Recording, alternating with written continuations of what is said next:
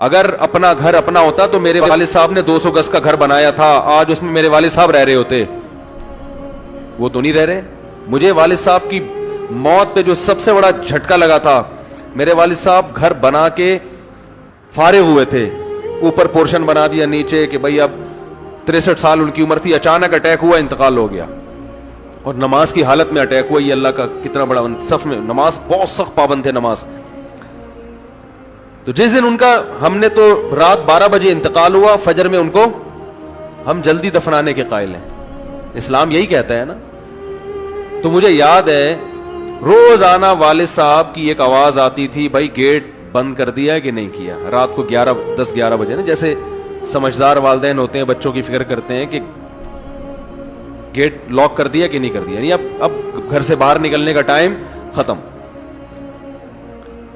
روزانہ وہ چیک کرتے تھے, نہیں ہوتا تو ڈانٹ پڑتی تھی. ان کا حق تھا کہ بھائی گھر بنایا میں نے تو محفوظ ہے یا نہیں, آپ سب اندر آ گئے ہو, باہر آوارہ گردی تو نہیں کر رہا کوئی.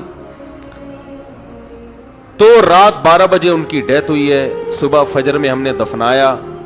اگلے دن رات کو والد صاحب کی آواز, بولو بھائی, آواز نہیں. ہم اس آواز کو سننے کو دل چاہ رہا تھا. کوئی ہم سے کہے کہ گیٹ بند کر دیا کہ نہیں کر دیا. جو والد صاحب کا کمرہ تھا, جو ہم 30 سال سے دیکھ رہے تھے, ایک کمرہ مشہور تھا ابو کا کمرہ. اکیلے سوتے تھے نا, وہ فوجی آدمی تھے, ان کی نیند میں کوئی خلل برداشت نہیں کرتے تھے.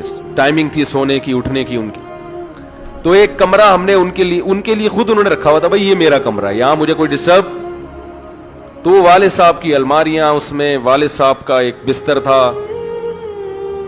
تو والد صاحب اگلے دن کیا ہوا ہے کہ وہ کمرہ خالی. تو جب ہم نے اس کمرے کی شفٹ وہ چینج کیا, اس کی سیٹنگ, تو یعنی ایک عجیب سی کیفیات تھی, وہ بیان کرنے کے قابل نہیں. انسان کو عبرت کے دنیا میں اللہ نے بہت سارے نمونے دکھائے ہیں.